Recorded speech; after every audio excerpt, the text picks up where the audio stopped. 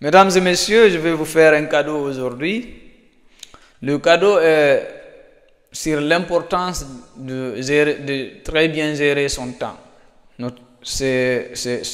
Vous savez que pour les Américains ou bien pour les Anglo-Saxons, time is money. Donc, je vous donnerai comme cadeau cette espèce de compte sur le temps. Il était une fois dans un grand village au bord de la savane, un jeune homme nommé Agouba, beau, intelligent et plein de force. Il avait reçu de ses ancêtres une bénédiction rare. Chaque journée qui lui était donnée valait plus qu'un trésor. On disait que le temps d'Agouba pouvait construire des royaumes, nourrir des familles et changer le destin d'une communauté. Mais Agouba avait un défaut. Il croyait que le temps était inépuisable. Chaque matin, au lieu de se lever tôt pour aider au champ ou apprendre auprès des sages du village, Agouba restait couché. Demain, je commencerai, disait-il, toujours.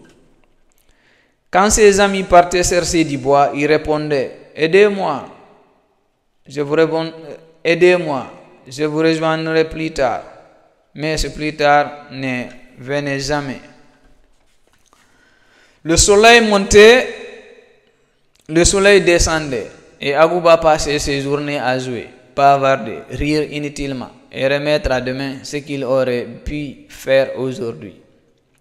Un soir, un vieux sage du village qui observait Agouba depuis longtemps l'appela. Mon fils, lui demanda, sais-tu qu'est-ce que le temps? Agouba en rien répondit. Le temps, il y en aura toujours, selon Agouba. Le sage secoua la tête et sortit des calebasses. Dans la première calebasse, il mit de l'or, des pierres précieuses et des bijoux. Dans la seconde, il mit du sable fin.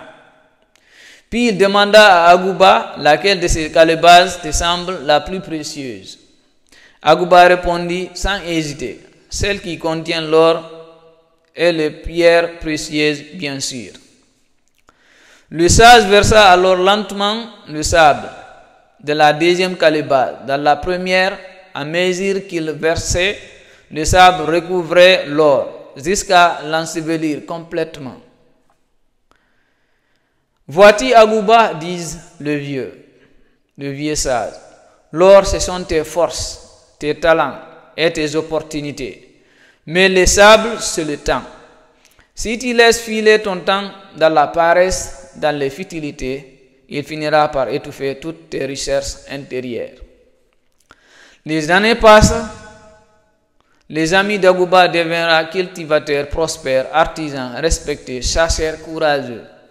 Mais lui, qui avait gaspillé ses jours, ne savait ni travailler, ni construire, ni diriger. Un matin, il se leva, la barbe déjà grisonnante, et se dit, il est temps de commencer. Trop tard. Mais il découvrit que ses forces n'étaient plus les mêmes. Le sage lui dit alors, une dernière fois, Agouba, le temps perdu ne revient jamais. Tu as laissé filer ton royaume. Agouba comprit, mais trop tard. Depuis ce jour, dans tous les villages, on dit aux enfants, ne deviens pas un Agouba. On leur apprend que le temps est plus précieux que l'or, car l'or peut se retrouver, mais une minute perdue est une minute enterrée à jamais. Moralité, qu'est-ce que nous allons apprendre, jeunes, de cette conte?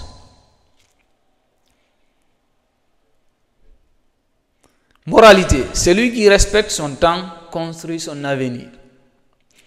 Celui qui le néglige devient esclave de ses regrets. Le temps est un maître qui ne pardonne jamais. Il ne recule pas, il ne s'arrête pas. À vous de voir. Histoire de s'amuser. Donc, à vous jeunes, votre temps, la jeunesse n'est pas éternelle. La jeunesse n'est pas éternelle. Utilisez la tête sagement. Merci.